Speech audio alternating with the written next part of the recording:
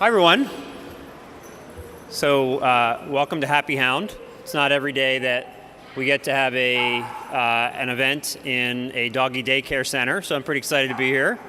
I have to say, I grew up with a dog, and we never had doggy daycare where I grew up in Pennsylvania, so I'm sure this is a wonderful service for all of your customers. So I'm going to talk a little bit about some new news that we have at Google before handing it over to Suzanne and to David, who will explain a little bit about doggy daycare and a little bit about what's going on at Happy Hound.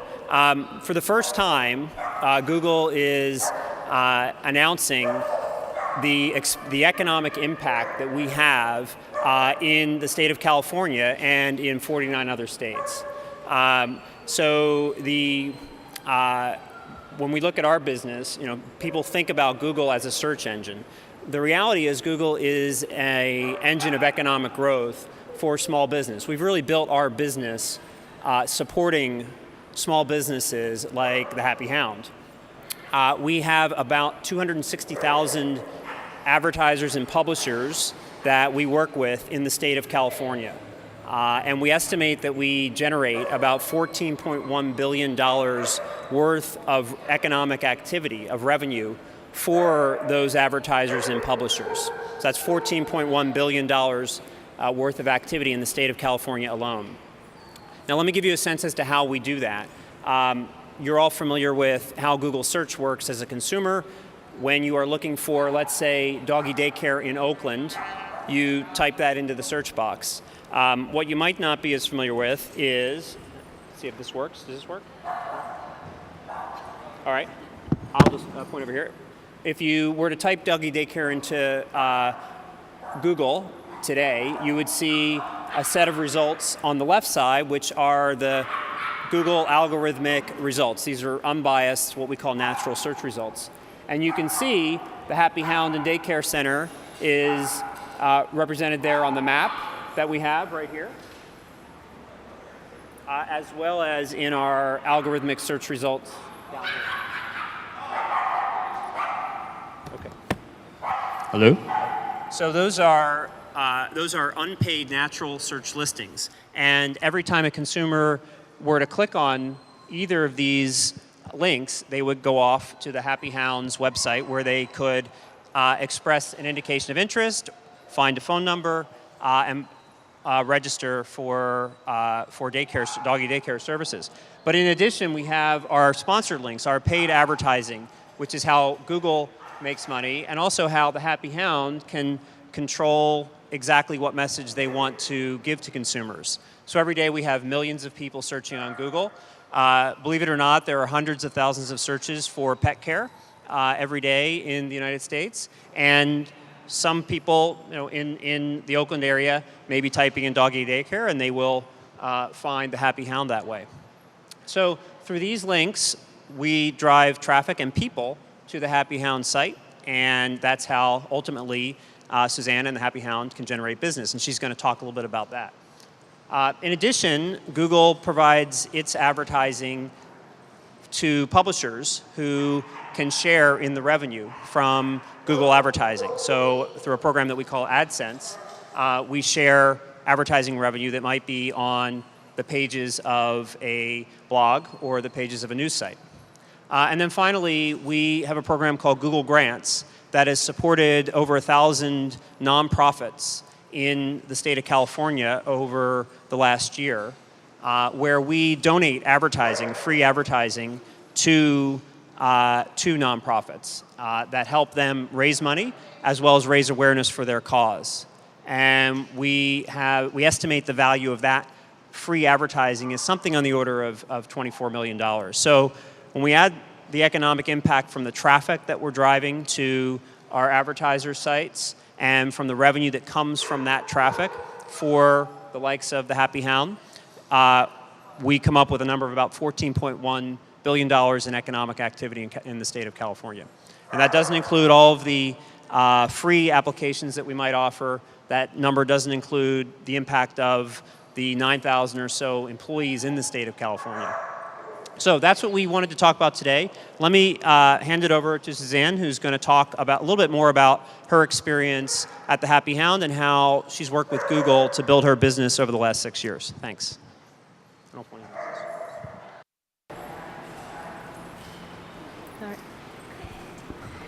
All right, thank you all for coming today. When I started Happy Hound 6.5 years ago, I walked into my warehouse and it was empty. And I realized that I needed to do something to get the dogs in. So on my computer, I found Google AdWords. And I'm by no means a techie person whatsoever, but Google AdWords was easy enough to walk me through to write a campaign to start advertising my business. Within 12 months of advertising, I did need to expand my business because I had more dogs requesting entrance into Happy Hound than I had space.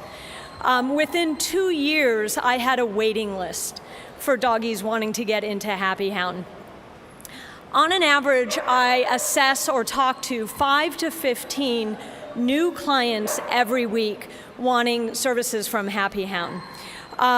Of all those clients coming in, I do ask them how have they heard about Happy Hound. And on an average, about 70% of them say that they've heard of Happy Hound through Google and Google AdWords. My business primarily was built on doggy daycare and boarding. What doggy daycare is when dogs come in for the day, spend the day with us, and go home at the end of the day. Boarding, they check in for boarding, be it one night or weeks on end. So last year, I realized that I wanted to expand my business and expand my revenue with Happy Hound. So I started thinking of ways in which to do that. I decided to roll out what's called Board and Train. What Board and Train is doggies that come in anywhere between 4 days and 2 to 3 weeks for basic training etiquette as well as rehabilitation. So when I decided to do this in February of this year, I again was in a dilemma of how was I going to market this business, this additional business. So I went on Google AdWords and I put together a marketing campaign for my Board and Train. Present day, as of now, we are at capacity with our Board and Train dogs. So I'm very excited about that. With all that being said, my employee consistency has stayed the same, meaning I have not had to do any cutbacks during this economic challenging time because my client base has stayed consistent. Not only that, but I've added employees because of the additional demand with our Board and Train. When I opened Happy Hound, one of the things I've always envisioned was to add a second and third Happy Hound. That is now starting to take place, and as of next year, 2011, Happy Hound will be expanding and we will have a Happy Hound number 2. And I can say this with confidence, and I feel very good about this, that AdWords, Google AdWords, will help me fill Happy Hound number 2 just like it did Happy Hound Oakland. So I want to thank Google for giving me this opportunity and for having us participate in today's event, and all of you guys for coming today as well. So thank you.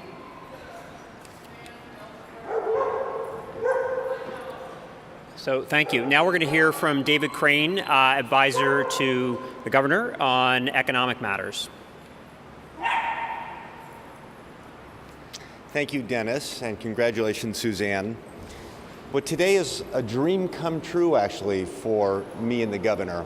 I can't tell you that not a day goes by where the governor and I don't discuss how little Californians know about what businesses in California do and the impact of those businesses on California's jobs, economic growth, and state budget. We have 3.5 million businesses in California, 16 million employees, a $1.8 trillion gross domestic product, and 60% of our budget revenues come from corporate and personal income taxes. And yet very few people know that all these businesses are the ones that are responsible for generating that wealth. So here's Google, which is a grand total of 12 years old, producing $14 billion worth of economic value for the state of California this year, contributing mightily to California's budget revenues, both personal income taxes and corporate income taxes, and people don't know it. And people also don't recognize that small businesses are what drives most of the employment growth in California. So businesses like Happy Hound employ Californians, and millions of other businesses like Happy Hounds employ Californians, and they're desperately needed for economic growth, job growth, and budget revenue. So I'd love to attend one of these announcements every day. And I hope Californians gain a better understanding of how critical it is that these businesses flourish and that they exist in an environment, a petri dish, if you will, that allows them to grow as fast as they've grown and as successfully as they've grown. So congratulations, and thank you for having me here today. Thank you, David. I think now we'll move to question and answers and take any questions from folks in the audience. Yeah. Do you want them to use the mic? Maybe you could speak into the mic because they're recording this. And would you guys like to join me? Yeah.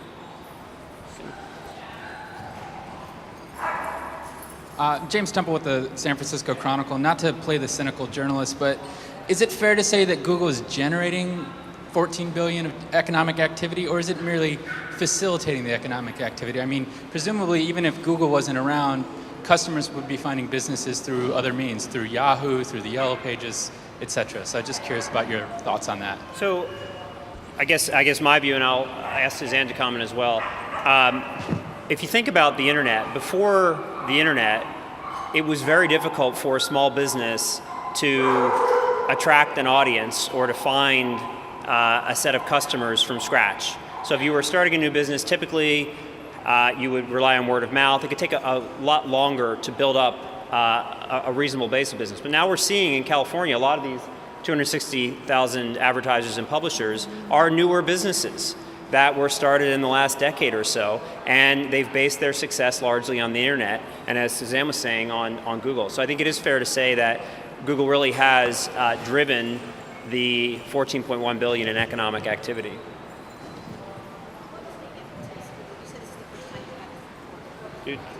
So the question was what?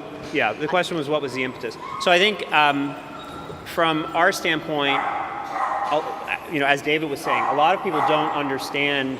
First of all, they think of Google as a search engine, and they don't understand how it participates in the economy. Many small businesses do, but as David was saying, there's 3 million small businesses in California, 263,000 of which participate in some way with Google. So I think we're trying to do two things. One is get the word out that small business can drive economic value through Google and through the internet, and also to highlight the value that we are contributing to the state of California, which we think is important, especially given the current economic conditions.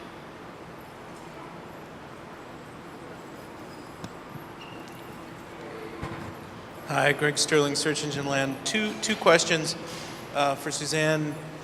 Do you do any other kinds of advertising today, and have you in the past? That's sort of one question. The second question is, are you paying anybody to manage your AdWords program for you today? I am doing additional advertising. And what that consists of is I go out to vet offices, pet stores with my brochures. So we're doing the old-fashioned, if you will, kind of advertising. When I first started, I did do a variety of other types of advertising in magazines, pet-related magazines, what have you. It was expensive, and I really didn't get any value out of it. So I did kind of focus in on Google AdWords because it got me the best bang for the buck, so to speak. And I'm sorry, your second question? Your AdWords account. Okay, when I first started with Google AdWords, I was doing all of my own managing of the account. When I rolled out my board and train, because I am busy and I am assessing a lot of clients, I did hire an advertising agency to manage my Google AdWords. Hi, Tom Krazit with CNET. I just did all the searches for like doggy daycare with IE, doggy with a Y, dog daycare, and board and train, and I don't see your ad. So I'm wondering, which terms are you advertising on currently? I mean, you guys rank high in the listing, the generic or organic listing it's called, sorry. But I don't see your ad anywhere. You want me to address that? Sure. Okay, I have a set budget that I'm working with, and that budget directly impacts how often my ad shows. I can't take any more than 15 new client assessments a week, and I have been filling up for weeks, for not only this week, but the following week. So I do limit the amount of money I spend because of the impact that the ads have. So my guess would be that's probably why it's not coming up on this search that you just did. Is that by month or It week? is by or month. By month? Yeah. But I think that speaks to the flexibility of the internet as an advertising medium. In traditional advertising, you would be committed for a period of time, and if you were if you have filled all of your slots for new dogs, you would have already paid for the advertisement. Whereas with internet advertising, you can control the spend, and choose to ramp your budget up or down depending on demand. If you could just explain how that works. When you say a month, do you buy, I don't know, five ads a month that'll pop? I mean, how does that work? Explain As it. I recall, it was. Somebody said it was an auction. Yeah, I don't really understand maybe that I can just works. Yeah, explain it. yeah. So again, this is another reason we're doing this. A lot of people don't understand how Google makes its money. If you look over here at the right-hand side, these are paid advertisements under the sponsored links. So in this case, Happy Hound had bought the term Doggy Daycare Oakland, and they paid. There's no list price for that advertisement. They pay what they are willing to pay for that placement. So it could be 25 cents or 50 cents for that advertisement. Now they only pay when someone clicks on the ad. So so if I did not click on that advertisement on that page there, then Happy Hound would pay nothing. Once the consumer clicks on the ad, you pay. So the way you control how much you pay is you set a budget, which can be a daily budget as well as a monthly budget. Let's say that you only want to spend $20 a day or $200,000 a day. You can set that budget with Google, and we will not show the ad once you've reached that budget. So.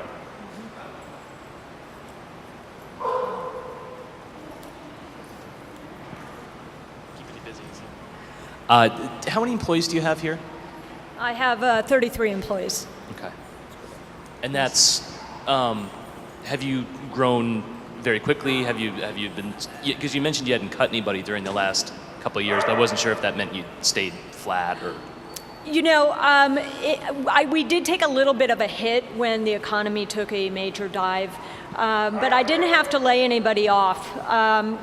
So I'd say we stayed pretty steady, but that's one of the reasons why I wanted to roll out the additional board and train division. And with that, that brought in more dogs and also had me hire more people because of the demand with the board and train.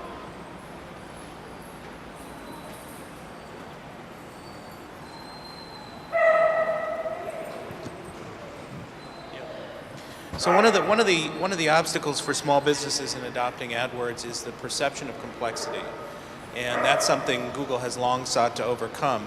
What would you? Why were you? What motivated you to play with it and set up AdWords initially? Because a lot of small businesses in your position don't do that. They're busy, they're intimidated, whatever it is.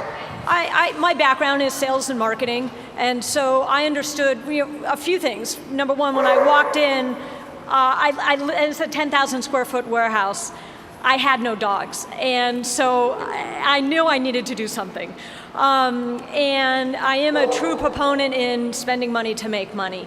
And Google AdWords was just an obvious thing to do because of the popularity of the internet. And it allowed me, in fact, when I initially rolled out Google AdWords, I was pulling in clients as far away as Sacramento and San Jose. So I needed to target in on my geographic area just to be more focused in. So I never had the technology fear, if you will, on investing in advertising. And again, it was really easy. When I found it on the internet and I started exploring Google AdWords as an option, it was very easy for me to get in there and set up an ad and post it and figure out what my budget was going to be. So it was a very easy process for me. Has been, and can you tell us what your budget is, or what it has been, and what it's changed to? Sure. Initially, I spent thousands of dollars a month to ramp up my business. And I would say, was it a moneymaker right away? Not necessarily, but it did pay for itself. I'd say within the year, it was a very positive return on investment for me. Currently, I'm spending $400 a month on Google AdWords, and the return on investment with not only new clients for daycare and boarding, but my board and train is absolutely phenomenal. It's just amazing. So the $400 a month versus what's coming in on revenue is an easy option for my small business. So do you see any need to, or not need, but do you see any, you've established your reputation, your brand, so to speak. Are you going to pull down AdWords at any point, or are you going to continue with AdWords, given that you've got a high organic ranking and good reviews and all of that? What's the relationship in your mind of the two? I intend to continue with AdWords only because now we're going to be building out a second Happy Hound. So I want to, as many clients as I can to get the word out about Happy Hound. It's just going to benefit Happy Hound too. So I intend to keep using it at this point. What's the difference in the clicks to your site and the conversions that you get off of that for your organic result versus your ad? Do you know the answer to that question? So are you asking her specifically about her business, or? Yeah, just with you specifically. Like how much more do you see? How much traffic do you see coming in through the regular search result, and then the economic activity that takes place off of that, as opposed to because you can track this, right? You can see who's coming from the regular search result and who's coming from the ad. So I was wondering how that broke down. Yeah, that's in Google Analytics, correct? Yeah. So you could see that in Google Analytics in general, and this is data that's in the publication. For every click on an advertisement, we tend to see about 5 clicks that are coming through the unpaid organic listings. So that gives you some sense as to what the source of leads could be for a small business, but that's a very general figure. Does that ratio apply to you? I would assume so. I could run a report to pull that information if you were interested in seeing that. Do you pay attention to Google Analytics? Are you tracking all this stuff? I mean, you said, interestingly, that you asked people where they came from, which is a common tactic to see the effectiveness of advertising. Did you early on look at your analytics or your data and analyze that and factor that into your, iterating your ad copy and so on? And do you, that's part A. Part B is, do you pay any attention to that now that you have an agency? Yeah, I did a lot in the beginning, again, because I was building my business. So what I was getting from the money I was spending was really an important part of managing a new small business, if you will. At some point, I got so busy that truly all I was doing was managing not only my staff, the dogs, but the new clients coming through the door. Now I have my advertising agency managing that for me. So they're sending reports in as to the analytic part of it, if you will. Mm-hmm. Okay, well, again, I just wanted to thank everybody for coming, and thanks for your questions. Thank you, David. Thank you, Suzanne.